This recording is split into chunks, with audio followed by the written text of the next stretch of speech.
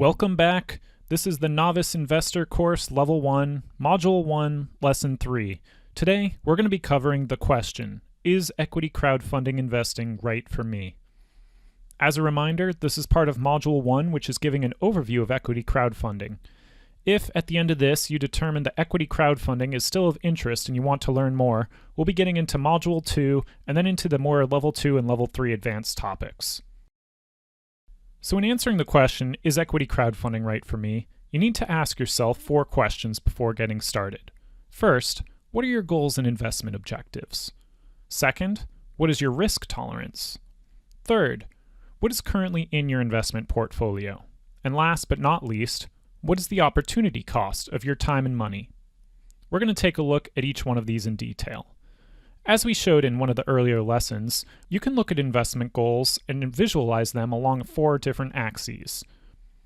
First, there's the capitalist. This is the person who wants to maximize their capital appreciation, their gains for investing. There's the pupil. This is someone who's investing for educational purposes, looking to gain business acumen, new skills, and perhaps networking. Thirdly, the thrill seeker. As we mentioned, startup investing can be extremely exciting, and so some people will want to be involved solely for that reason. Last but not least, the shaper. This is investing for the future, wanting to impact your local community and support founders and ideas that you believe in. Each investor will lie along these axes at different points, so it's important to reflect for yourself in terms of where you fall. This is going to help you set yourself up for success as you develop your investment strategy moving forward. Question number 2, what is my risk tolerance?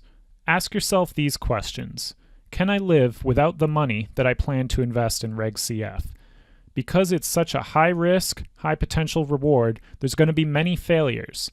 In addition, the money is highly illiquid, meaning once you invest it, you probably won't see it again for 7 to 10 years minimum. Thus, any money that you plan to allocate towards Reg CF investing should be money you can live without. Ask yourself, how would you feel if you lost all the money you invested? Is it money you can do without? Or is there a chance that you will need the money in the next 10 years? If so, you should probably stop right now. Lastly, am I committed to learning from my failures? As we mentioned, it's going to be a long road of learning on the way to success. Thus, you need to be dedicated to be able to spend the time to learn and to make your future investments better. So, remember in Reg CF investing, it's likely over 65% of early stage investments will fail based on historical angel and venture capital data. And it's likely that your money is going to be tied up for 8 years on average, with the big wins taking even longer than that. Third, you should reflect what is currently in your investment portfolio. Ask yourself, do you currently have any debt? If so, it's probably better to pay off that debt than look to invest in high-risk startups that are likely to fail. Next, ask yourself, what is my current net worth and annual income? These will both come to determine your Reg CF limits in terms of how much you can invest every 12 months. Next, how much of my portfolio is already in high-risk investments? Remember that while there are legal limits for Reg CF investing, most angel investors still don't recommend exceeding 5 to 10% total of your investable assets for early-stage startups. So remember, for Reg CF investing, early-stage companies are extremely high risk, but because of that, offer high potential returns. In addition, early-stage investments are highly illiquid, and they typically won't pay dividends. So again, if you think you're going to need that money in the next 8 to 10 years, then consider other investments. Lastly, reflect on the opportunity cost of the time and money that it's going to take to be successful in Reg CF investing. Ask yourself, am I willing to spend the time required to find quality deals? Am I willing to spend the time required to learn the early stage investing skills that are going to be required for success? And am I looking for active or perhaps passive investing opportunities? It's a lot of effort to screen deals and look across the various funding portals. So if you're looking for something that's more passive, equity crowdfund investing is probably not the right option for you. Do I think the potential reward outweighs the high risk?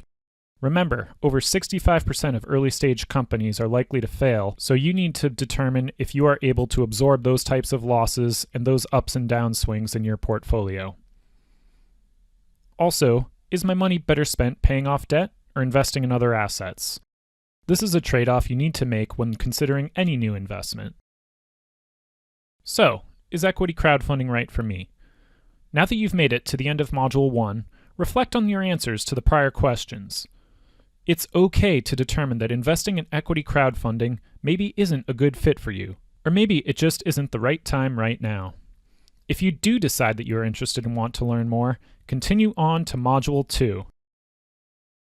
With that, let's recap what you've learned in Module 1. For the first time in over 80 years, anyone can now invest in early-stage companies, regardless of wealth. Equity crowdfunding allows investors to own a piece of the company. You don't just get a reward. Jobs Act Title III, Regulation Crowdfunding, and Title IV, Regulation A+, are the primary offerings that are going to be available and that you'll see on equity crowdfunding portals. These are offered to both accredited and non-accredited investors. Investors in startups also choose to invest for different reasons, whether it's the capitalist looking to gain money, the shaper looking to shape the future, the thrill seeker looking for the excitement, or the pupil looking to learn. Equity crowdfunding is high risk, but because of that, high potential reward. And equity crowdfunding has only been legal since 2016, so it's definitely still evolving. Next up, in Module 2, we'll be getting into some investing fundamentals. These are going to be the key concepts that will build on later lectures and to help you in starting your regulation crowdfunding investing. You'll be learning about asset allocation, diversification, both within your portfolio and within asset classes, what is the internal rate of return, why is it important, and other exit math, and the characteristics and practices from some of the world's best investors. By the end of Module 2, you're going to complete the Level 1 Capstone project. You'll be recording your investor why and your investment objectives, and we will help you to determine what your portfolio allocation for equity crowdfunding is going to look like. This will be how much money, how many companies, and how much you'll be investing in each. So, your homework before coming back to Module 2, leave us a comment below in response to the first question here. What type of investor are you, and why are you interested in equity crowdfunding? Also, take the Lesson 1 Module 1 quiz. This will reinforce some of the key concepts that we've covered and let you know if you need to go back and review anything. Thank you once again.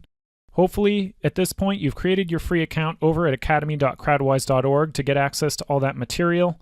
Again, feel free to say hello and send us an email and share and connect on social.